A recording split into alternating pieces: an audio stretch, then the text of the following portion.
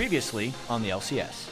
Hey everyone, and welcome back to the LCS. We're here in Week 8. This is a very difficult fight for Double. Tries to cut this one out. Oh, he got him! This could be the kill for Double. He gets one. Getting lifesteal Bloodwater. It's going to be close. He might get two. God! Double lift, double kill. Oh, that just happened. Ava trying to make it happen. Still kiting. I'm a cutie pie. One hit to go. Survives and gets it. He will not kill I'm a cutie pie. That's a great fight. Oh, he knows. Ash has flash. Nice. Let's go, baby! Vulcan are guaranteed a spot in the playoffs so far in second place with a 4-game lead. Triple kill for Chris. Can he make it more? Quadra kill for Chris, I think. But Balls, last man standing. Cloud9 gonna go 3-0 on the week. Gonna secure first place in the North American LCS Summer Split with 5 games to go. 3 of the most established teams here in North America, all tied for that 3rd place. It's going to be very interesting Super Week.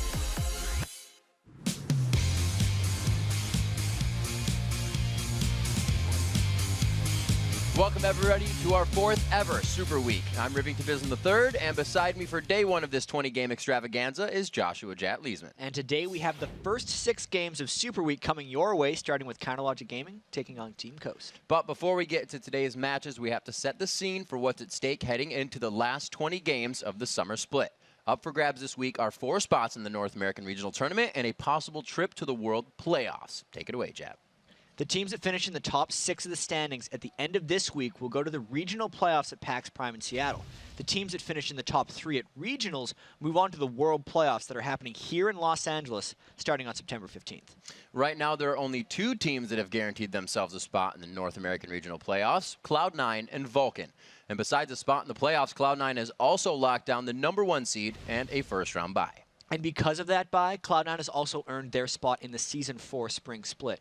So with everything locked up for them, it'll be interesting to see if Cloud9 tries out some new strategies or if they keep going with what's earned them 13 wins in a row, which is the longest winning streak in LCS history. And as we said, the second team that's already guaranteed themselves a spot in the regional playoffs is Vulcan.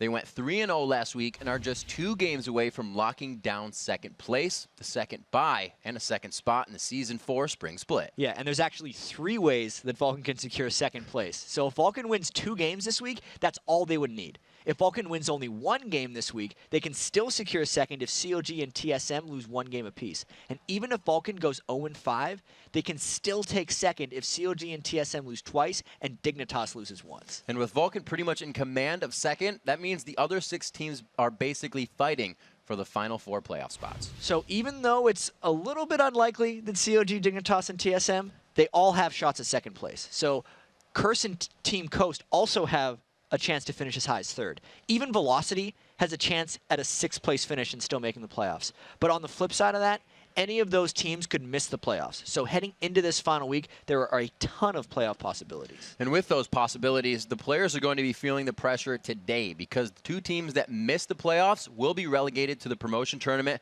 where they will have to fight North America's top challenger teams for a spot in the Season 4 Spring Split. Yeah, so joining the 7th and 8th place teams in the spring promotion tournament will be the squad that finishes in 6th place at PAX, which means this time around there's only 3 teams at risk of falling out of the LCS instead of 4.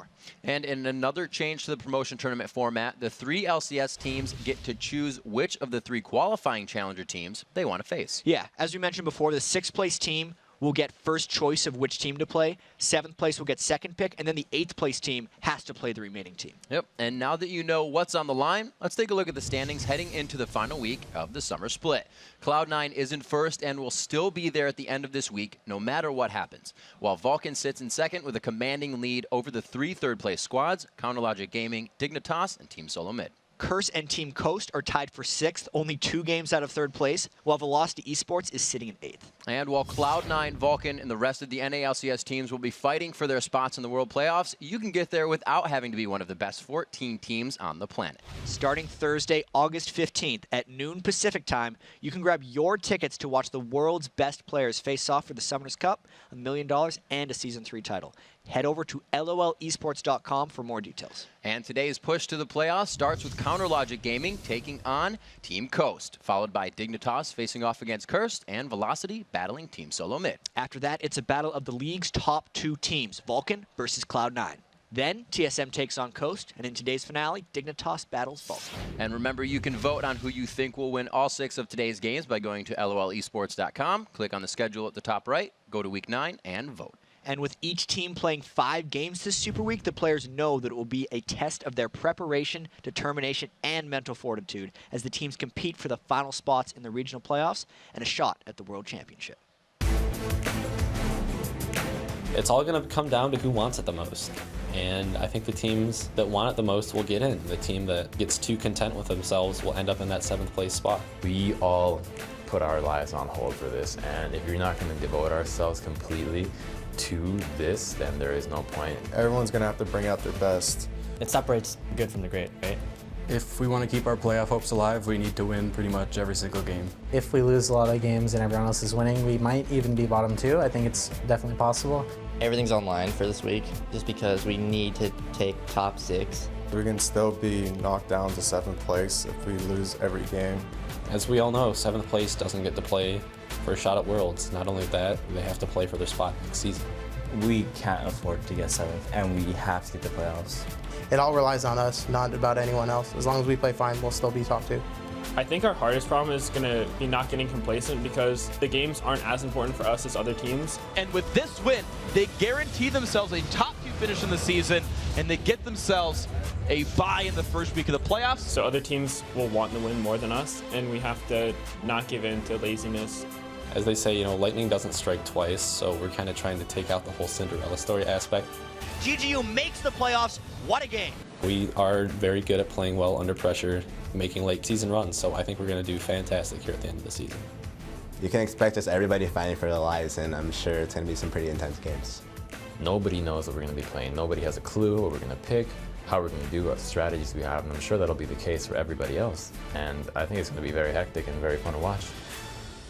And while I agree with Crumbs that this week is going to be a ton of fun to watch, if these matches follow the summer trends, a couple of these teams are going to have a lot more fun than others. Yeah, so in the battle for 3rd place between Dignitas, COG, and TSM, the edge actually goes to Team Solomid. They have a 10-5 record against the opponents they played this week, while Dignitas and COG have 5-10 records.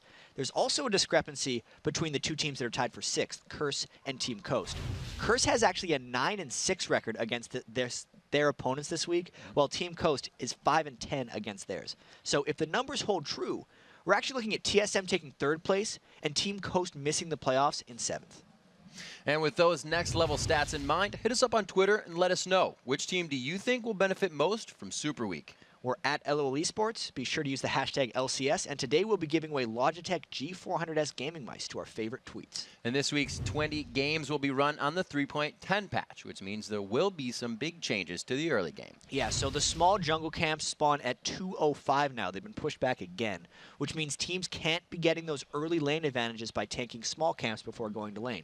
Also, a huge early game change is the fact that the outer turrets now have bonus armor for the first 8 minutes of the game, which could extend the laning phase and actually change some teams like Cloud9's really fast turret pushing early. Also, the 3.10 patch will remove one of the more popular defensive items from the game, the Runic Bulwark. Yeah, so Aegis of the Legion no longer upgrades into that because it's gone. It upgrades into Locket of the Iron Solari, which is now no longer its own item, it's an upgrade path. So Jungler's itemization might be a little bit different because they don't have those 2 items to go for. And because Runic Bulwark was removed, Spectre's Cowl, actually a new magic resist item, which builds into Banshee's Veil and Spear Visage, is going to be an option if teams don't want to go for Bulwark but want individual magic resist. All right, thanks, chat. I know that was a lot of info to download, so take a quick break, and then when we get back here, because our first game of Super Week is just 3.5 minutes away. Counterlogic Gaming versus Team Coast. The North American League Championship Series. We'll be right back.